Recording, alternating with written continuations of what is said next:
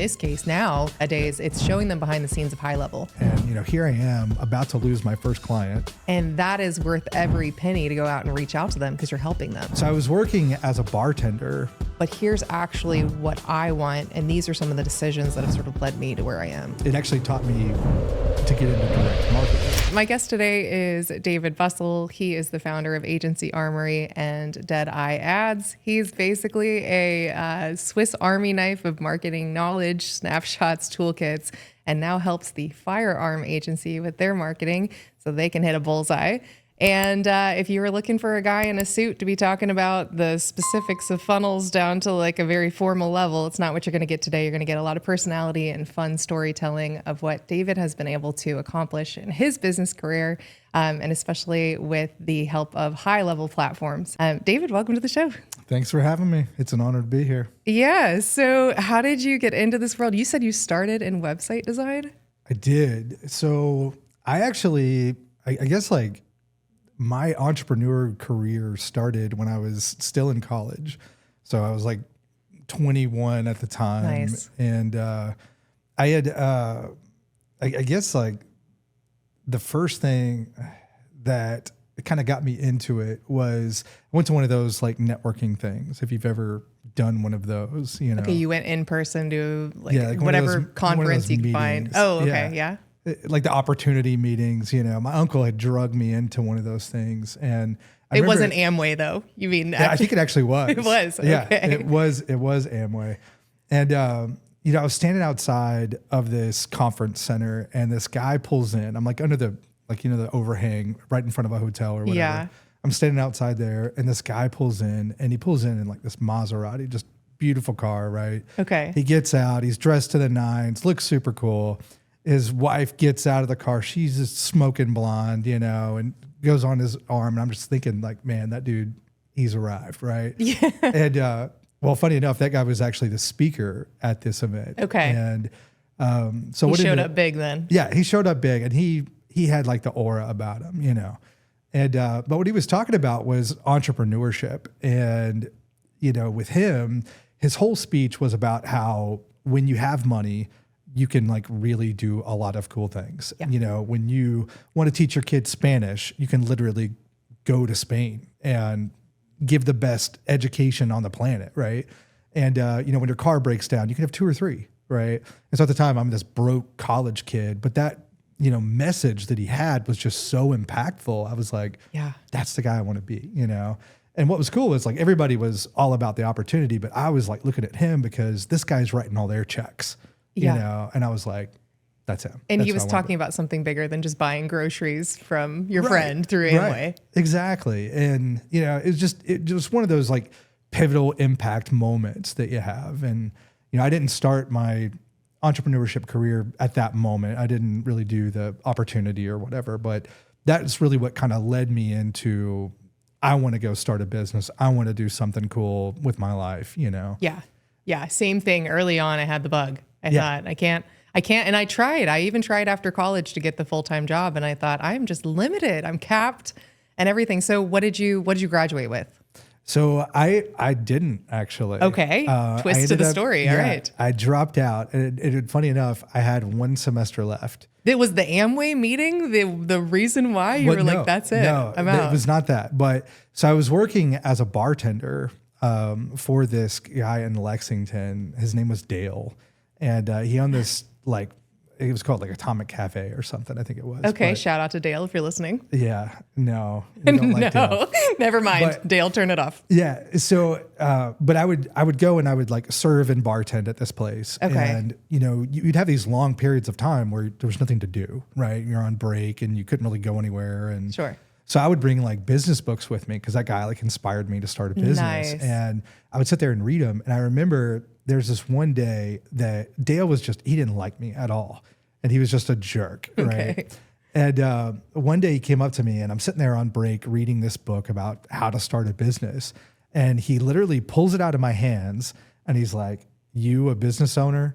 Who do you think you are? Oh, how dare you, Dave? What in the world? Okay. And so that was the night I actually started my business. I quit. I pulled off the apron or whatever, threw it down and walked out. Yes. And that's a made for TV moment right there. It really was. And so which was kind of dumb at the time because I was very broke.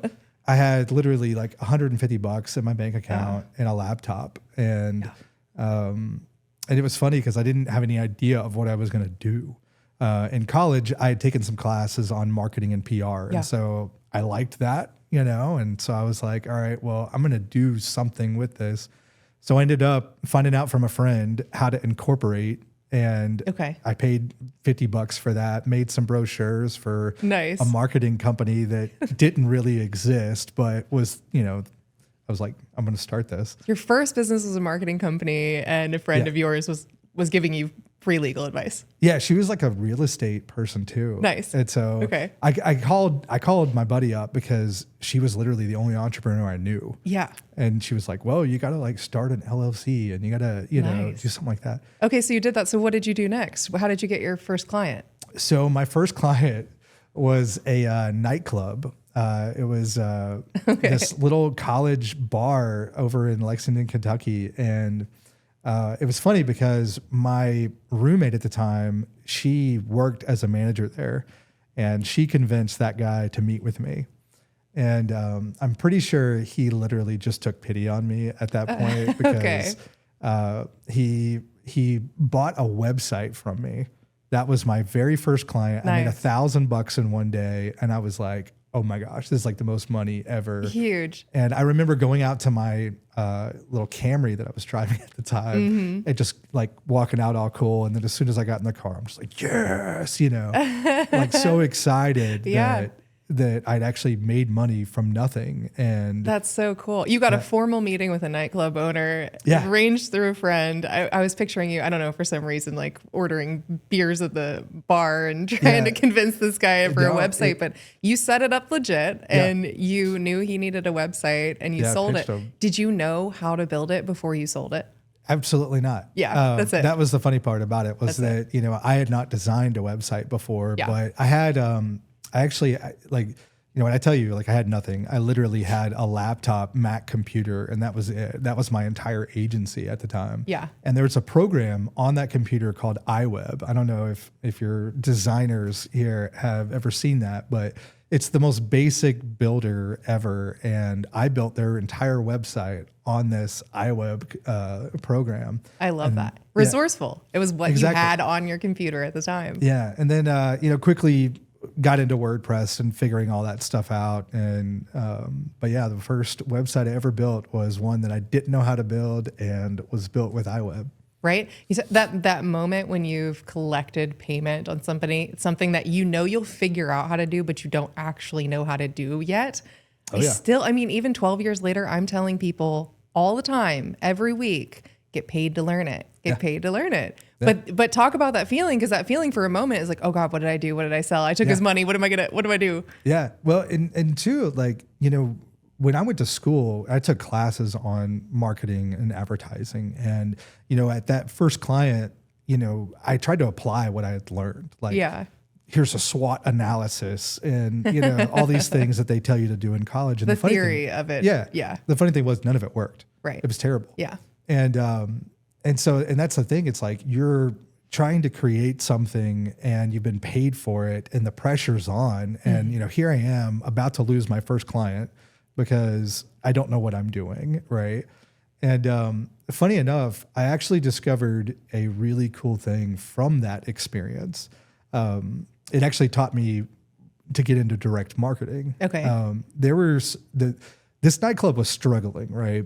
And the only thing that actually worked for them was when they had these club promoters that came in, and these guys, they would bring a very, very rough crowd in there, but they would pack it out. There'd be a line down the street from these guys. Okay. And it was funny because I'd watch these events and I'm like, I don't know how they're doing this, because like he'd given me budget for like, radio ads and stuff like that. And we created cool stuff actually, and it was not doing anything. Right. Yeah.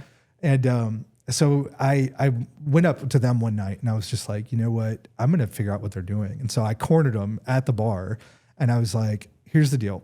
I'm going to have your drinks paid for tonight. You're going to tell me how you did this. Nice. And so that's what I did. And they literally told me, what you have to do is you have to build a list.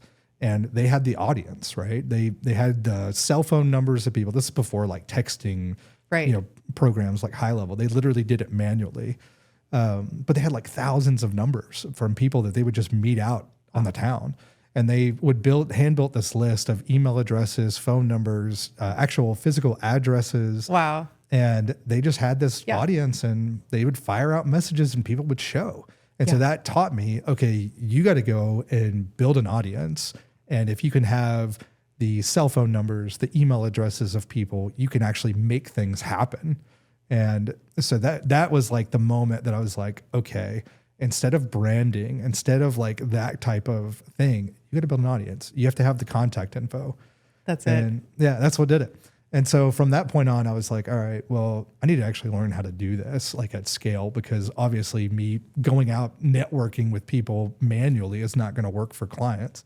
So I started getting into like lead generation, and, you know, I bought every Dan Kennedy book on the planet. And, you know, got into that stuff. All the secrets. Yeah. Every secret you could ever buy. Yeah. I have invested a very small fortune with Dan Kennedy to buy all of his products. But that's how I got started. And, you know, things just grew from there. I started building websites for people. I taught myself WordPress. I think I bought like a little course on here's how to install a theme and, you know, things like that. And then eventually I got my first big client, which was actually Urban Active, if you've ever heard of them. That's great. They were a gym chain, 38 locations, and little old me and a laptop. Nice. Signed them. I beat out another agency, which was really cool to me because at the time, you know, there wasn't like freelancers that much. You know, there were, but there weren't like a lot of them, right? Like today we have tons of agencies, tons of freelancers. Sure. Yeah, absolutely. And it's, you know, they've got the technology to be able to do that, right? And anywhere you go. Yeah. The local business owner here in Louisville, Kentucky gets to decide if they're going to hire someone local or they're going to hire someone completely around on the other side of the world. Exactly. And So, but what made you win out? Because I love stories like this. I've been the most expensive proposal with the smallest team and still won the proposal. And I'm curious your take on what that special sauce was. Yeah. So there was an agency. They had about 50 employees that we were up against. Big overhead. Yeah. And so what was really interesting is this agency tried to get me in a meeting with them to where they could make me look dumb. Wow. Is what they did. That's coercive. Okay. Yeah. Luckily, I basically exposed some flaws that they had in their plan. And I was like, this isn't going to work because of this and this and this and this. And I literally, because what they did was they sent their sales team in, not people that actually knew marketing.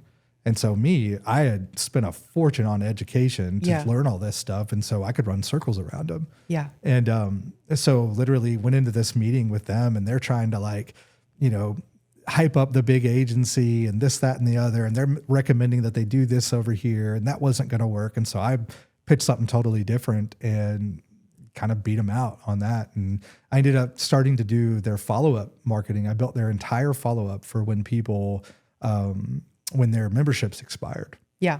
So we would, before a lot of technology, we would manually send out emails, ringless voicemails, and letters for them, for everybody that was expiring.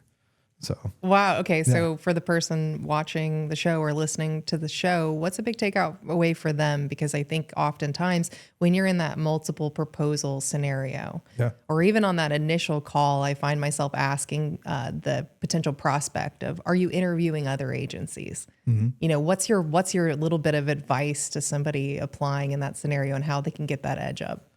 One of the major things is that use relationships, make the people your best friends, help them with other things. You'd be surprised at the amount of clients I've signed for helping them with figuring out their domain or something dumb, you know, something small. Right. When you can demonstrate that you can do your thing, that speaks volumes over everybody else. So that would be a huge one. I remember I got a nail franchise one time, literally because I went in and was helping this lady figure out a problem she was having with her website. Yeah. That's what started the whole conversation. I ended up signing her, which that led to several other franchises and then me going into a franchise. And so like all that happened because of something small. And so I'll give you another example. I just signed a good sized deal with a company. And one of the things that I did with them is I helped them write their business plan. You know, they didn't even have a business plan. And was it you and AI helping them write their No, business I wrote plan? it for them. Wow, Yeah, amazing. I actually manually wrote this and helped them get investors, and then they used the investor money to pay me. That's a big deal. Yeah, so going the extra mile, doing those little things, demonstrating that you know what you're talking about. Yeah, those things make a big difference. Another thing that I would say too is creating content where they can see you demonstrate.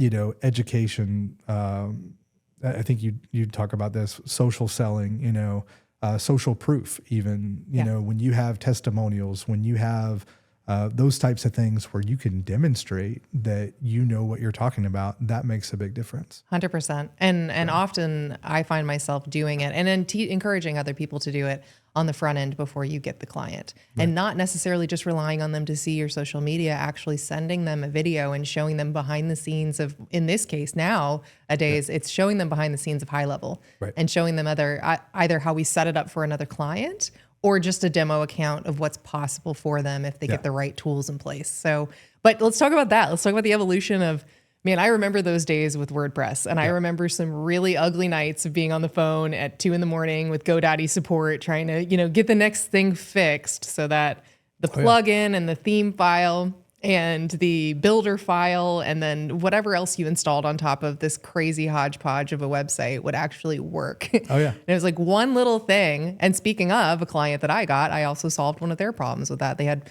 one plugin crashed the whole site. Oh yeah. And so, and just a little bit of context for those listening that may or may not, you know, kind of know this deeply, but WordPress became a can of worms because anyone around the world could develop a plugin for the platform. Right. And if they didn't feel like keeping it up to date a couple of years later, next thing you knew, that was the thing that crashed or made your site compromised. And so I called it the plugin rat race, and I got kind of tired of it. Right around the time that I heard about HighLevel. What was your big epiphany? How did you end up shifting in that direction? Yeah. So, you know, from I told you about the promoters earlier, about that whole concept of building lists and so forth. Yeah. Well, what I started doing was building these sales systems for people. I would start with like a landing page. I would have a follow-up system, and I had to build all of those things manually. You know, they didn't have landing page builders when I first started. I had to hard code those. Oh man. Yeah. It was a lot of connect the dots, and you had to find the right form plugin. And when that form plugin stopped being supported, you had to find a new form plugin. Right. That was just the tip of the iceberg. Yeah. And then like when, you know, I started with ClickFunnels. That was a big one. That was a big leap where I didn't have to build a landing page or whatnot. You know, you could do something with there, but it was very limited in what it could do. And there wasn't that back end with ClickFunnels. And so for me, you know, when I was building out these systems, I was, you know, incorporating 5 different softwares. And, you know, and the other thing too, is that you had to create an account for your client.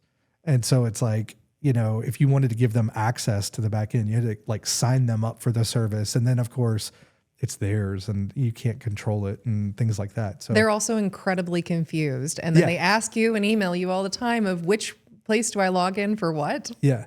And you can't really do it at scale too. Like that was a problem. And so when I found HighLevel, the biggest thing for me was the ability to, you know, in one account, create a build where you've got landing pages, you've got follow-up systems, you've got, you know, all those elements in it, and then be able to duplicate that account to account and them have their own login where, you know, you look professional. Yep. Because before, you know, here's your login for ActiveCampaign. Here's your login for ClickFunnels. You know, it's like 5 different things and they're confused. They don't know what to do, you know? And so with HighLevel, it's like, here's your one login and it has literally everything you need.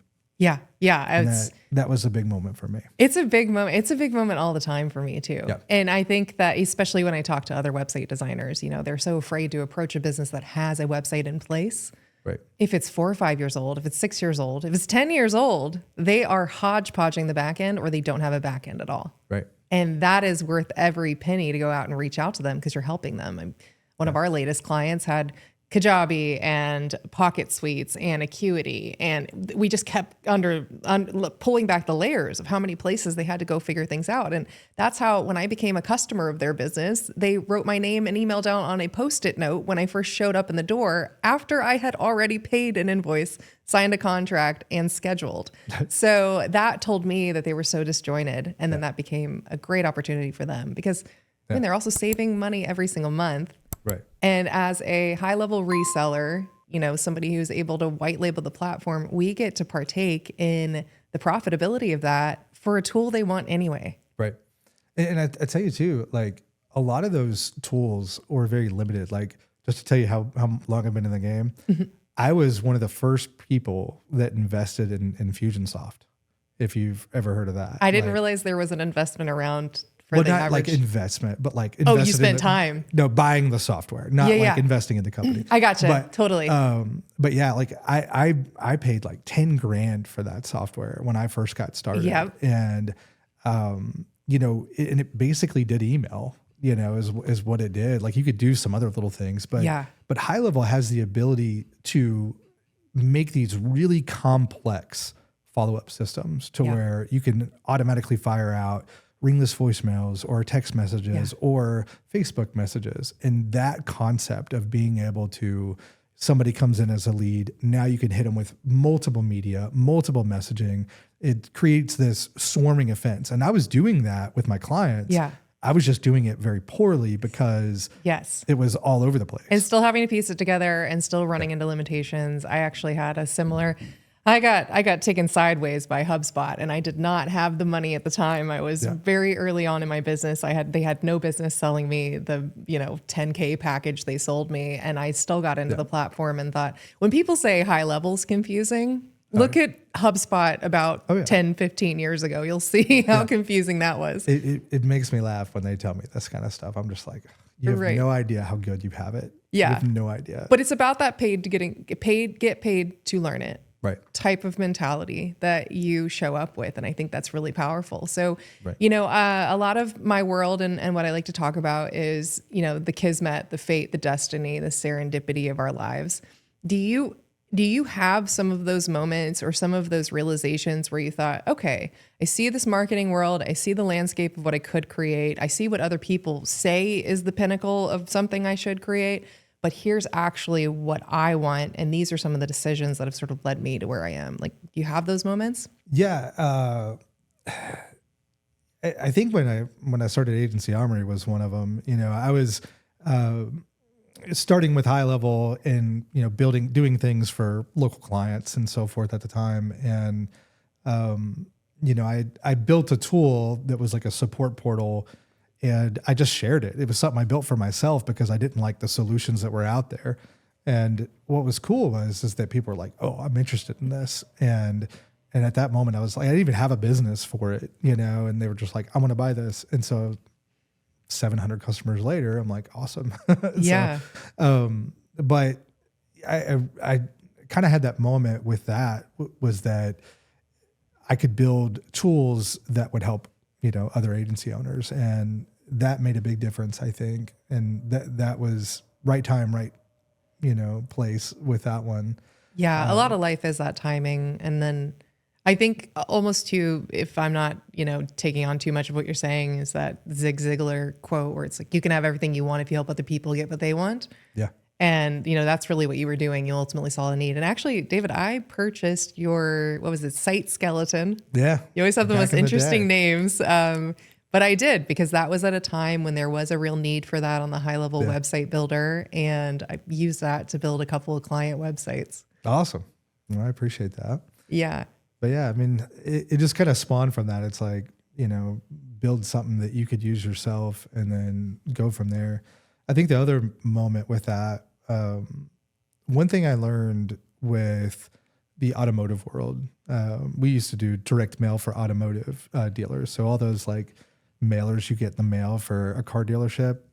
Yeah, I probably might have been responsible for some of them over the years. But one thing I learned from that industry is that it gets copied over and over and over again. And so it's like I would come up with a concept for a direct mail piece, and I would go and show it to a client that had never seen it before, I would think. And within like 2 months, the guy would look at my piece and then open his desk and pull out my same piece that I created. Yeah. And I was the one that made that, Got it. invented that concept.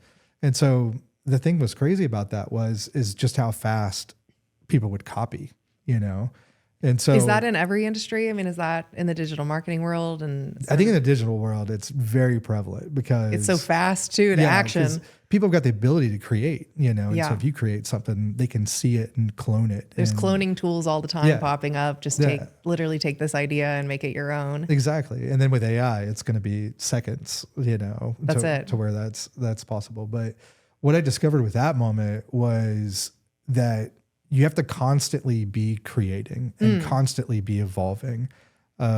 Because what would happen with us is we started this concept with the automotive dealers where we would send out mail and do phone calls.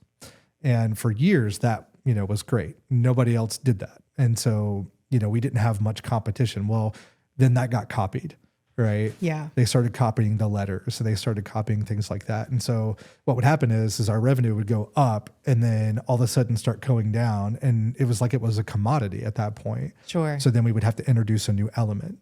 And that's one thing that I think is really good about HighLevel is that they're constantly evolving things. They're constantly adding new technology. They're constantly adding new features to where you can create different tools and different things that make you stand out. That is a really good point. So it's our own creativity that's important. And then also each time HighLevel puts out a new feature, they're on the cutting edge of something. And if you can be an early adopter for your clients, that's a very good point. And I can think of a couple of releases recently along those lines. The video testimonial, Yep. the gift cards that are now live in the system. And I mean, and really too, all of the stuff they're doing now to integrate 11 Labs voices into voice AI. So Yep. and speaking of this, the whole AI world, I've had the pleasure of teaching one course in AI at the College of Business at the University of Louisville. And I keep saying over and over, I think in every single lesson is don't become a copy and paste person. Mm-hmm. You have to use your critical thinking or you will be the same as everybody else, which commoditizes you and commoditizes the experience for lesser and lesser returns in life. Yeah. And so, yeah, I mean, where do you derive your creative thinking from? So for me, I try to, number one, try to come from a place of really, really understanding the customer at the end level. You know, when I get into a new industry, I go buy the industry magazines. I go learn who that person is inside and out. Luckily with my agency right now, I am that person. So I know a lot on a deeper level of who they're trying to get. But, I think that's one thing. And two, like really diving into the client's need on understanding their business at a core level. Because sometimes you can build tools and things that help them with something, not necessarily for marketing, but just for an internal need. And that could be the thing that separates you. One thing I tell people to do is find an X factor that's totally different from everyone else. Build something that's hard to create, hard to replicate, to where that way, if you do get competition, they don't have what you have. Right. That's so true. That's so true. And I also too, I really firmly believe that in this world of AI is that sometimes automation is often overlooked, and the businesses that can get some simple automation in place, it's a huge game changer. Oh yeah. I mean, I've had businesses that not only did we consolidate their tech stack, so it became more efficient and streamlined, it was, oh, you mean I don't have to send that manual email every time? Oh, you mean it can actually update my team that there's a new customer and we need to take the next step on onboarding? And just some of those simple things that, not the average, I feel like it used to be so siloed. And a website designer might not have considered themselves the automation builder, but today it's so clickable and drag and droppable, even on a workflow side of things of if this happens, do this. Right. It's so much more streamlined now that, and this is why I tell a lot of website designers in my world is to change your thinking into a digital architect. If you can start architecting the actual digital infrastructure, you are way more valuable to them. Yeah. I mean, you'd be really surprised at the amount of clients that, just the simple things, reviews, having a CRM, having it connected to social media, those types of things integrated into their business, that can solve a problem for them. I have a client that literally pays my SaaS fee for just to send an email. And it's like, there's so much more you could do with it, but that's what he does with it, Yep. Yeah. I also think there's a tipping point too of giving the business exactly what they need without overdoing it. Right. You can over-engineer things. Oh yeah. Like my first car was over-engineered, and I had to jumpstart it every single day as a 16-year-old. So, so for the person watching or listening to this, and they're thinking about everything that we're talking about, and they're thinking about stepping further into the opportunity that exists right now, what are some insights that you would give them? Okay, so I'll give you a couple. One would be that don't just sell the program, sell that, but do a build out for that specific niche.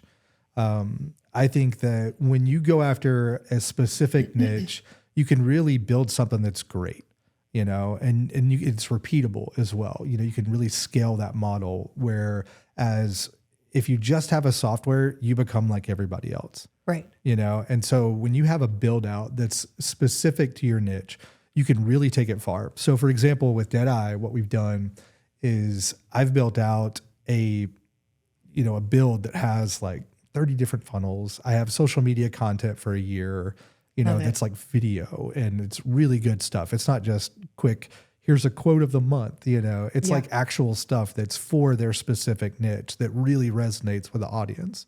I have stuff that I've created that would be very, very hard to replicate. If another agency came into my space, not a big deal because you're about 2 years behind, because I've developed it out so far that it's going to be difficult to catch up. Right. That's awesome. That's awesome. You've really carved out a niche for yourself. And I feel very inspired by everything that you're saying that you've created and that approach. And then also too, if you're in the world and you don't know what your niche is, just get out there and sell something and get paid to learn how to build something on the platform. Because truly, I wish I had started years earlier. Yeah. I kept signing up all of my clients on their own HighLevel account when I first got going. Nice. I had my own intimidations about whether or not I could be somebody's software reseller provider. Right. And it was with a lot of good conversations and shift of thinking that got me there. And I wish I had started sooner. It's like the thing you always hear from people. You're like, even if you just need to start where you're at, you need to start now. Yeah. If you're not sure what niche is for you, there's a lot of different things that you can do. And honestly, just go get a client in something. Yeah. Go find something, make a build for it. If you like it, expand upon it and go get a bunch of them. Exactly. You never know. You might end up at a nightclub. Yeah. You never know where it's going to lead you to, for sure. Like I didn't think that I was going to get into automotive, and that grew crazy, Yeah. I didn't think I was going to get into gun shops, that, same thing. And so find something that, start there. Yeah. You probably have a friend that owns a business, that you can start with, do a build for him, you know? Or even just do a free consulting call. Yeah. Do an hour-long call, just brainstorming everything they've got going on for their tech stack, things that might make their business life easier, things that'll generate more income from their current clients, things that'll attract new clients. And even just that brainstorming alone could lead into a proposal that could end up being a project. Yeah. You'd be surprised at the amount of just consultations that have led to a client, Totally. Just somebody has a question on how to fix this or that, and then you're now that guy's guy, That's it. It's so funny how that works, but it really is a big thing. So can we talk about lifestyle for a little bit? Because so I think it was really easy for me the first maybe several years of my business to look at all of the people online sharing exactly the perfect secret formula to win and all of this things that you needed to do to then have, 100 team members and multiple sites across the world. And And I started finding myself feeling like I was less than because I wasn't creating that. It took a long time for me to realize that it wasn't actually the way I wanted to design my life. Therefore, it felt out of alignment. And so I've now come to this place where I want to describe the vision in my mind of what my destiny, what my future is going to look like, and then actually build for that, not build for what other people are suggesting. So tell us a little bit about like, what's your lifestyle vision? Everybody's is different. And I think sometimes the loudest voices in the room say it looks a certain way. And it's nice to talk to other people who have different visions. Mine has changed over the years because when I first started, wanted to be, the ridiculously rich and wanted to, just crush it every day. And honestly, when I had kids, it's really kind of changed because when you have kids, it makes a big difference on your time and what you can actually accomplish. And so that's been a big shift on that. But you can still build huge companies with kids and things like that. But it's just that sometimes your priorities change on what you want, because you get fulfillment from other things. And right. How many kiddos do you have? I have two. So You have two. I have a 5-year-old and I have a 14-year-old. And I think it's really important to put the same emphasis of value on the time you spend with your kids as you do bringing in a new sales invoice, right? Bringing in a new contract. Yeah. And it's funny too, because the older I get, the more I just want like land out in the middle of nowhere, instead of the whole, traveling around, country to country, the less I want that. And so it's kind of funny how that shift has happened as well. But do you want, so I don't know, I'm just like stepping myself into your vision now. Do you want the luxury farm life or the off the grid, powered by solar? Yeah, no, I mean, I'm not like hardcore prepper or anything like that, but I definitely want like lots of land, and I want my own pond that I can go out and fish on, and have a place that's away from the city, but close enough to where I can go and do things, And so that's kind of been my vision of what I want now. Yeah. What are some of the things, knowing that that's your vision, what are some of the choices that you make in your business, or the things that you say yes to or say no to based around that, instead of building for something somebody else has described?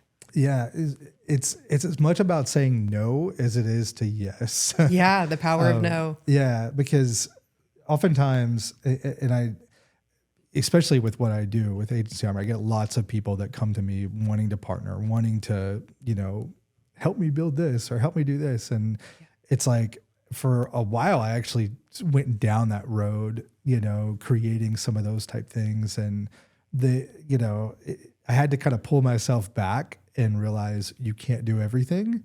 You have to like have a very clear set of, this is what I'm going to do. Here's my plan. This is what I want to achieve. This is what it's going to take to actually get there, and really map that out. You have to really look at, okay, if you want to be at this level financially, you've got to figure out what that looks like.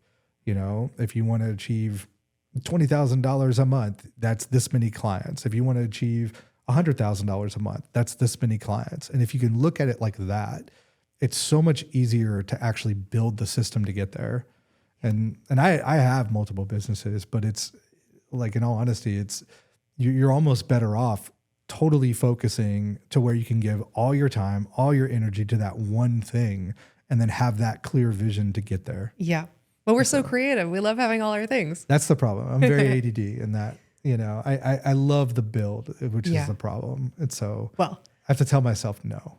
But it's good to have the frame of reference of the vision. The vision of where we're heading. And that to me too also frames, instead of me, writing down my goals in terms of $30,000 a month, $40,000 a month, I'm thinking with what time, with what free time to do what else? Because it can't just be a monetary goal. It can't just be a business goal. It also has to be a life goal, because this is the life we're living, right? Right. So And I think one thing that really helps with that is I have this document, and I learned this from, I can't remember the guy's name, but I created this document that literally describes the exact lifestyle I want and exactly what that looks like. This is what my house looks like. There's pictures of what that looks like. You know, this is exactly how I want it to look. And when you write it out descriptively in that way, you can literally go and read it every day, and it kind of resets your brain every day to help you accomplish that vision and help you not do the things that you don't want to do.